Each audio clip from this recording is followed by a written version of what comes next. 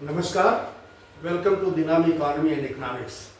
Harrett model में तीन प्रकार के ग्रोथ रेट की बात की गई है: actual growth rate, warranted growth rate और नेचुरल ग्रोथ रेट। और उन्होंने बताया है कि इक्विलिब्रियम कंडीशन के लिए जरूरी है कि तीनों ग्रोथ रेट एक दूसरे के बराबर हो। इसमें एक नया ग्रोथ रेट जोड़ दिया अमर्त्य सेन ने। उन्होंने प्रोडक्ट मार्केट के लिए एक ग्रोथ रेट जोड़ दिया, एक्सपेक्टेड ग्रोथ रेट। इस वीडियो में हम actual growth rate, warranted growth rate और एक्सपेक्टेड ग्रोथ रेट के बीच क्या संबंध है, इसको जानने का प्रयास करेंगे। ध्यान रखना है कि जो नेचुरल ग्रोथ रेट हैरेट का था, उसको अमर्त्य सेन ने नेग्लेक्ट कर दिया है। तो ये तीन ग्रोथ रेट की बात करते हैं: expected growth rate, warranted growth rate और एक्चुअल ग्रोथ रेट, जिसको हमने GE expected growth rate, GW warranted growth rate और जीटी एक्चुअल ग्रोथ रेट से शो किया है। इसमें सबसे पहला काम जो अमर्त्य सेन साहब ने किया है वो ये है कि ग्रोथ कैसे निकाला जाता है, इसको थोड़ा सा मॉडिफाई कर दिया है। आमतौर पर जब हम ग्रोथ निकालते हैं तो ये फार्मूला अपनाते हैं, जिसमें ये करंट आउटपुट है, ये प्रीवियस आउटपुट है। प्रीवियस आउटपुट के परसेंटेज के रूप में करंट आउटपुट का जो चेंज होता है उसे हम ग्रोथ रेट के नाम से जानते हैं।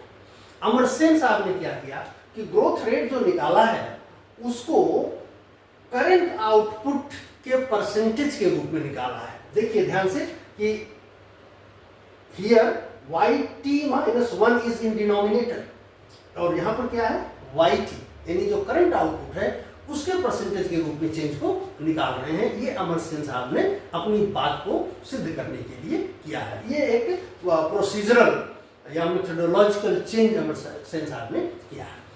अब प्रोडक्ट मार्केट इक्विलिब्रियम के लिए जरूरी शर्त होती है सेविंग और इन्वेस्टमेंट दोनों एक दूसरे के बराबर हो। ये सेविंग फंक्शन हमारा है, सेविंग, ये प्रोपेंसिटी टू सेव है और ये करंट इनकम है। ये इन्वेस्टमेंट या डिजायर्ड कैपिटल स्टॉक, इन्वेस्टमेंट को हम डेल्टा के भी लिखते हैं। तो ये डिजायर्ड इन्वेस्टमेंट है। ये हमारा न्यू कैपिटल आउटपुट रेशियो या जिसको एक्सेलरेटर भी कहते हैं। और ये YE है एक्सपेक्टेड इनकम और YT-1 means previous time period में हमारा आउटपुट क्या था। तो इस इनकम लेवल को प्राप्त करने के लिए कितने इन्वेस्टमेंट की आवश्यकता होती है वो इस फंक्शन से हमको पता चल रहा है। चूंकि जरूरी है कि सेविंग और इन्वेस्टमेंट बराबर हो तभी प्रोडक्ट मार्केट इक्विलिब्रियम में रहेगी, इसलिए सेविंग इज इक्वल टू आई। हम इन दोनों इक्वेशन के माध्यम से ये एक्सप्रेशन डिराइव करते हैं: propensity to save into YT is equal to nu into YE minus YT-1, यानी change in output times capital output ratio, ये बराबर होना चाहिए टोटल सेविंग। अब इसको जब हम सिंप्लीफाई करते हैं तो आप देखिए ये सेविंग इधर चली जाती है, न्यू अपान एस हो जाता है, ये एक्सप्रेशन ऐसा ही है। तो जो करंट आउटपुट है वो एक्सप्रेशन ये आ गया हमारा, YT is equal to nu upon S propensity to save YE minus YT-1। अब हम दोनों पक्षों को YE से डिवाइड कर देते हैं। तो ये हो गया YE का मतलब एक्सपेक्टेड इनकम हमारी क्या है करंट टाइम। तो ये एक्सप्रेशन हमको मिल गया, YT upon YE is equal to nu upon S YE minus YT-1 divided by Y। अब YT अपान ये एक्सप्रेशन क्या हो गया, ये अमर्त्य सेन साहब के अनुसार एक्सपेक्टेड ग्रोथ रेट। हमने पहले बताया कि ग्रोथ रेट को जो मेजर करते हैं वो करंट के परसेंटेज के रूप में मेजर करते हैं। तो YT अपान YE हो गया new upon S into GE। तो ये जो एक्सप्रेशन है ये अमर्त्य सेन साहब का एक्सपेक्टेड ग्रोथ रेट ये आ गया हमारा। अब क्या है कि अगर हमारा जो करंट आउटपुट है वही है जो हम एक्सपेक्ट करते हैं, इसका मतलब हमारी इच्छा पूरी होगी। मींस अगर current output is same as expected output, in that case YT upon YE this becomes 1 और ऐसी स्थिति में GE is equal to S upon nu. अगर ये 1 हो गया तो S इधर आ जाएगा, न्यू इधर आ जाएगा और G is equal to S upon. और जब हमारा एक्सपेक्टेशन पूरा हो जाता है वही तो वारंटेड ग्रोथ रेट है, वही वारंटेड ग्रोथ रेट है। तो इसको अमरसेन साहब ने कहा GW। याद रखिए GW ग्रोथ रेट वह ग्रोथ रेट है जिस पर जो इन्वेस्टर्स हैं वो जो चाहते हैं वो पूरा हो जाता है। तो this becomes propensity to save divided by capital output ratio, जो आमतौर पर हैरेट के वारंटेड ग्रोथ रेट का एक्सप्रेशन होता है। तो यहां से इन्होंने GW निकाल लिया। अब करंट या एक्चुअल ग्रोथ रेट को अमरसेन साहब अपने इसी परिभाषा के अनुसार डिफाइन करते हैं या डेराइव करते हैं।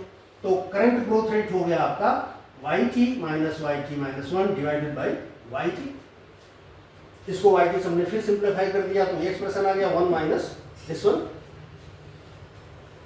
इसी तरह से GE एक्सपेक्टेड ग्रोथ रेट के लिए एक्सप्रेशन है और इसको सिंप्लीफाई किया तो आ गया 1 minus YT minus 1 upon YE। अब अगर हम इनको डिवाइड कर दें, इधर पक्षांतर कर दें, तो YT माइनस 1 अपॉन YT यहां से ये बराबर हो गया 1 माइनस GT। और इसी तरह से इसको इधर कर दें, इसको इधर कर दें, तो YT minus 1 upon YE is equal to 1 minus GE। अब हम इसको इससे डिवाइड कर देते हैं 1 minus GE upon 1 minus GT, 1 minus GE upon 1 minus GT। तो जब हम इसे डिवाइड करेंगे तो ये YT माइनस एक दूसरे कट जाएंगे, YT ऊपर चले जाएगा, YE ऊपर चला जाएगा। अब ये हो गया YT अपॉन YE, यानी actual output and expected output का जो रेशियो है, this is ratio of 1 minus expected growth rate and 1 minus actual growth rate. हमने यहां ये देखा था एक्सप्रेशन में YT upon YE is equal to this, और यहां भी YT upon YE is equal to this. अगर हम इन दोनों को कंपेयर करें तो वास्तव में ये क्या है, new upon S, what is this? This is expected growth rate divided by GW। यहां हमने GW लिखा है।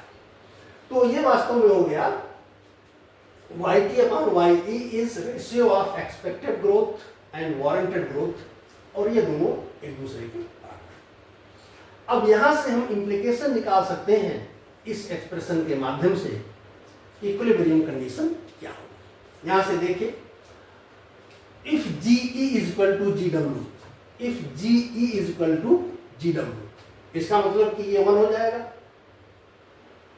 और ये GW हो जाएगा। तो अगर ये 1 हो गया, इसका मतलब 1 minus GT is equal to 1 minus GW, इसका मतलब GT is equal to GW।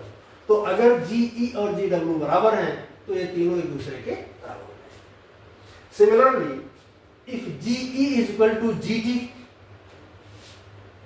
तो भी तीनों बराबर हो जाएंगे, क्योंकि उस केस में फिर GW भी GT और GE के बराबर हो जाएगा।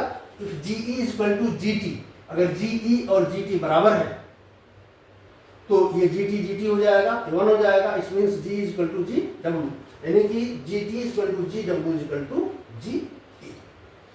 अगर GW और GT बराबर है, अगर GW और GT बराबर है, इसका मतलब कि ये GW और ये GT ये दोनों बराबर है, तो यहाँ GT हो जाएगा GE upon GW is equal to 1 minus GE upon 1 minus GW, क्योंकि हमने GT और GW को बराबर मान लिया। अब इसको हम इधर कर दें, इसको इधर कर दें, तो हमारा एक्सप्रेशन ये आ गया 1 minus GW upon GW is equal to 1 minus G upon G। Wanted और एक्सपेक्टेड ग्रोथ के रेफरेंस में ये चीज आ गई। अब अगर हम इनको इसे डिवाइड कर दें तो यहाँ पर 1 हो जाएगा, वहाँ 1 अपॉन GW हो जाएगा, 1 अपॉन GE हो जाएगा, वहाँ पर 1 कैंसिल हो जाएंगे, तो ये हो गया 1 upon GW is equal to 1 upon GE, जिसका मतलब कि GW upon is equal to G। तो अमरसेन के अनुसार अगर GT, GW और GE में कोई दो एक दूसरे के बराबर हैं तो तीसरा निश्चित रूप से उसके बराबर रहेगा और प्रोडक्ट मार्केट इक्विलिब्रियम में रहेगा। लेकिन अगर इनमें कोई भी डाइवर्जेंस पैदा हुआ तो फिर प्रोडक्ट मार्केट इक्विलिब्रियम में नहीं रहेगी, जैसे यहाँ पर अगर एक्सपेक्टेड ग्रोथ रेट 10% है और एक्चुअल ग्रोथ रेट 5% है तो वारंटेड ग्रोथ रेट क्या होगा, हम इस फार्मूले से निकाल सकते हैं। ये जो हमने निकाला है 10% expected growth rate, GW is unknown, ये ratio 1 minus G 1 minus 10% 0.1, 1 minus GT 1 minus 0.05 5%, this is equal to 0.9 divided by 0.95। इसको जब हम सॉल्व करते हैं तो ये आता है GW इज इक्वल टू 10.9%, 10.5%। तो आप देखिए कि जब इनमें डाइवर्जेंस था तो GW डिफर कर गया, और डिफर ही नहीं कर गया बल्कि और बढ़ गया। इसी तरह से अगर इसमें कम होगा तो ये डिफरेंस और बढ़ जाएगा। ये बात अमर सेन ने अपने इस एक्सप्रेशन के माध्यम से सॉल्व किया है कि GW warranted growth rate, expected growth rate और एक्चुअल ग्रोथ रेट किन कंडीशन में बराबर होते हैं। अगर डाइवर्जेंस हुआ तो फिर इक्विलिब्रियम का कोई चांस नहीं, बल्कि वो डाइवर्जेंस और बढ़ता चला जाएगा। वीडियो और अपनी राय दें। वीडियो पसंद आया तो लाइक करें, शेयर करें, सब्सक्राइब करें। वीडियो देखने के लिए आपका धन्यवाद।